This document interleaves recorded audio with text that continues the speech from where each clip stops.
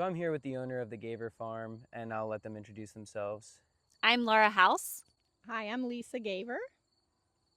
So I just wanted to start off. What do you guys do at the Gaver Farm? What is your main source of income, and what's your goal with the farm?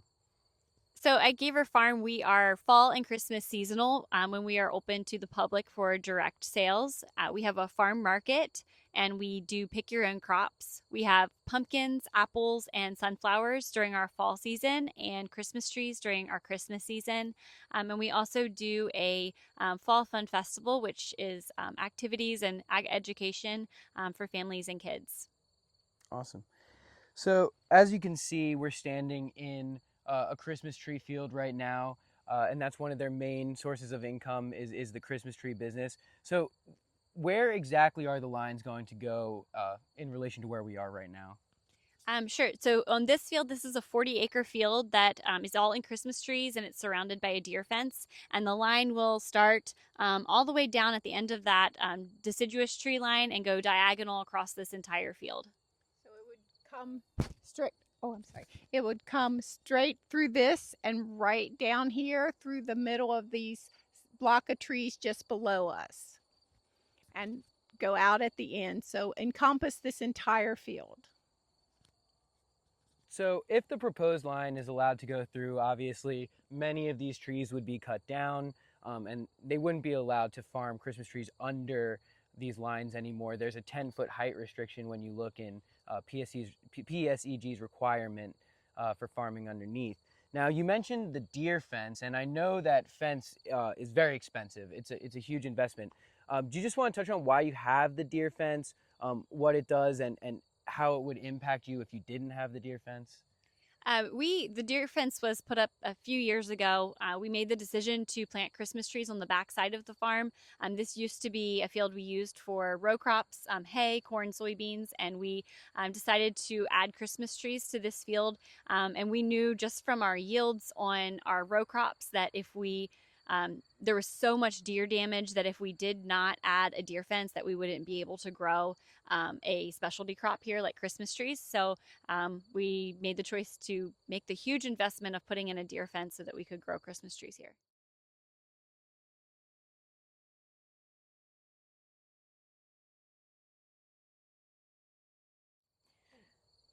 I'll just add, in addition, on the other side, in the front side, our apple orchard is the same. We've had to put, as we expand our apple orchard, we've had to add deer fences around that as well. So it encompasses all of our specialty crops. So you are an agritourism business, and besides just Christmas trees, people come to your farm just to have fun and to educate their children in all different ways.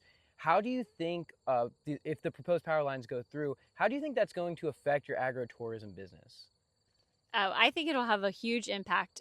One of the best parts about Gaver Farm is the beauty, the scenic impact. You know, coming out to a farm where it's beautiful cropland, you can see the crops growing. You know, it's free from views of houses, and it's just a beautiful place. The scenic value, and that will be greatly diminished by the power lines. Also, I'm a mom. I have young kids. I don't necessarily want them playing under power lines.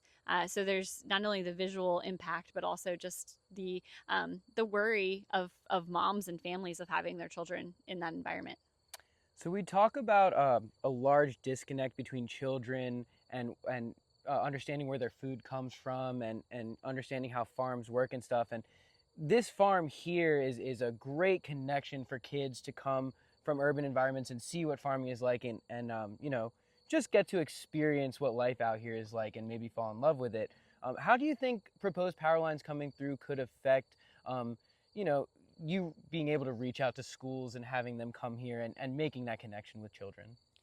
We host thousands of school kids every year, and it's a very popular place for people to come because we put a huge emphasis on agriculture education.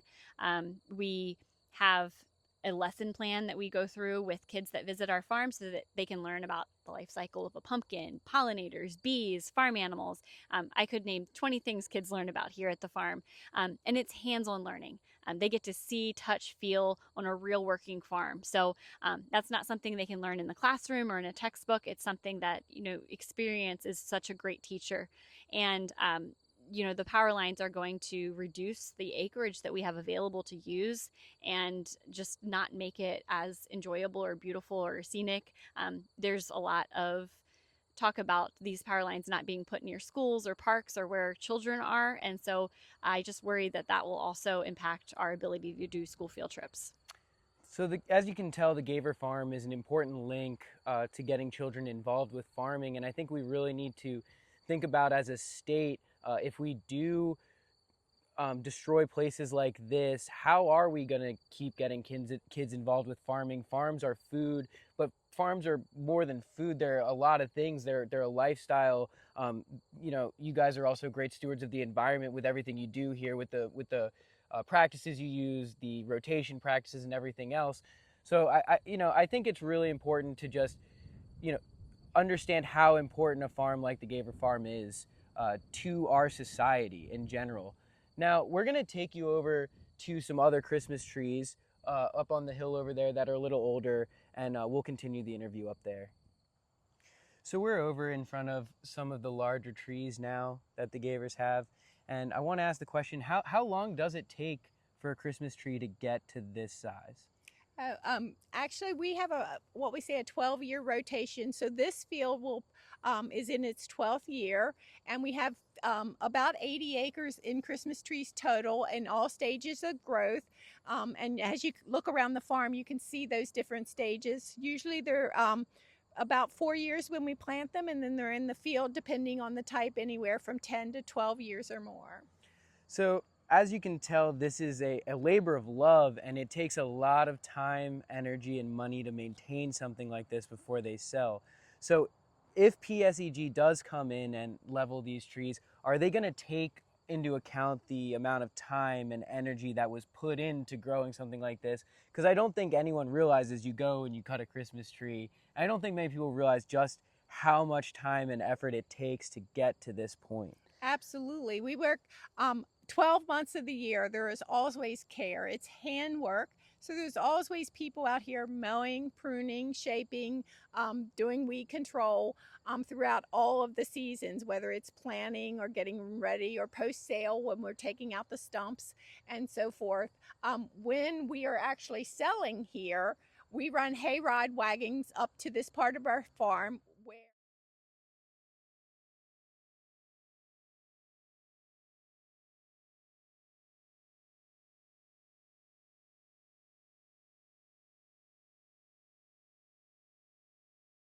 where our hayride routes are right under where the proposed power line could possibly go. People come out in this field and they move all over walking, and we are busy. It's a quick season. We are a pivotal tree farm in our region. We have a lot of customers, and there would be people everywhere. We would worry about the safety of our client base. Would kids climb on those towers? What would happen? It would definitely deter and take away from what we do. They take their family Christmas tree card pictures here, so many photo opportunities. They're not going to want to have their kids positioned under a power line to do that. You can think of anything? Yeah. Yep. So obviously you can tell this is very upsetting for Ms. Gaver, and there's a lot of facets to the agritourism. This is going to affect the agritourism business that they have in multiple different ways. This isn't just a one-pronged thing. This is going to affect them in several different ways. There's walking paths back in the woods that people walk on.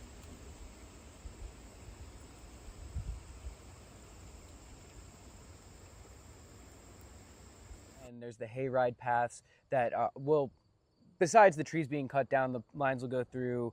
How many people do want to take hay rides under a power line? I think that's an important question to ask. So we've touched on. I was going to add that would also probably limit our ability to obtain insurance and operate our business. It's another fallout from that. Um, Yeah, there's a lot of parts of this, moving parts that aren't being addressed, and that those are important parts because there's a lot of parts to running a business. So we've talked about a lack of study on EMFs and children, and we've talked about some of the effects that people have seen in their horses, and the link between childhood leukemia and being directly in the EMFs, which there isn't a ton of information on because there hasn't been a ton of extensive studies done on it. But one of the things we haven't touched on is how EMFs could affect perennial crops. And do you guys want to touch on that? We've just touched on researching this, but we've seen studies that show the impact of the EMFs on perennial trees, Christmas trees, and also grapes are two of the biggest crops that there's been studies done on affecting them because they're growing more than the 6 months that an annual row crop would grow. It affects their rate of growth, so it slows their rate of growth and also causes deformation, so they don't grow in the correct shape that you would expect. And so not only does it slow their growth, but it impacts the quality of their growth. Yeah. And I'll just add that a gentleman that works for the Department of Energy, after we did a Facebook post about the potential harm that could come from these power lines, stopped by with us an in-depth survey about electromagnetic fields and the effects it could have on both grapes and conifer crops. Stress, how it changes their cells and their growth cycles. And we pride ourselves on our quality products, so we don't know a lot about how this could affect us. And these fields are all, many of our fields are on their second, third, or fourth rotation. Even if they would take the crop that's here, what about our ability to plant future crops? This is our 41st year selling. And, we have our generational farm. We have children and grandchildren that want to continue to farm. So the Gavers have been here 40 years. They've been running a successful agritourism business for 40 years. They've been providing tax income to the state. They've provided, a place for tourists to come and, stimulate the local economy as well. So shouldn't something like that be looked at and protected as data centers and transmission lines? They bring construction jobs to the state, and data centers, we're talking about how they're going to bring jobs to the state, but you can look in on yourselves, you can research yourselves on that one. But there's already jobs here, there's already industry here, there's already tax revenue that's being given. Farming is Maryland's largest industry, so there's already money going to the state right now. So I think that needs to be looked at more. That there's already tax revenue, and it has been provided for 40 years, stably for 40 years. One thing that we didn't touch on is you said that this line is going to affect 3 different farms that you're a part of. Is that correct? That's correct. It's this farm, which is known as Gaver Farm, is actually the impact would be on 3 different parcels, but we consider it all the same farm. It also affects my home farm I was raised on. That's about 10 minutes from here to the east. And it affects a farm we own that's in ag preservation in Carroll County that my brother dairy farms on. So if you don't mind me asking, this is a bit of a personal question, and we didn't discuss this one before, but how has this been affecting you, your mental, every day, your ability to sleep, things like that? Oh, good question, because it does affect your psyche. If it takes your time, we're in for it. We have a lot invested here. We've worked really hard from the beginning of our farming operation. We are probably one of the most diverse farms in the state of Maryland, and so we kind of take it personal that that this could happen on a real working farm. But it does. It affects your ability to sleep. You don't know what's going to happen in the future. How will you be able, how much money will you lose as a result of this? Because all they tell you is it's fair market value. Well, that number could be huge if you have to cut down 6 acres of Christmas trees or take away from, the next 70 years of the impact it would have on our ability to market this farm as an ag tourism destination.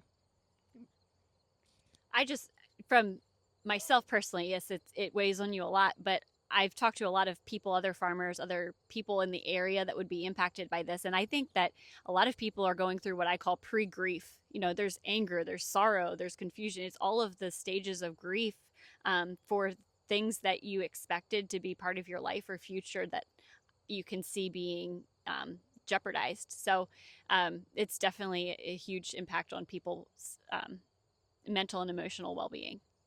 So the last thing I wanted to touch on was, in Maryland, I think we tend to take farmland for granted, fertile farmland for granted. I mean, this part of the country in general, kind of Maryland, Pennsylvania area.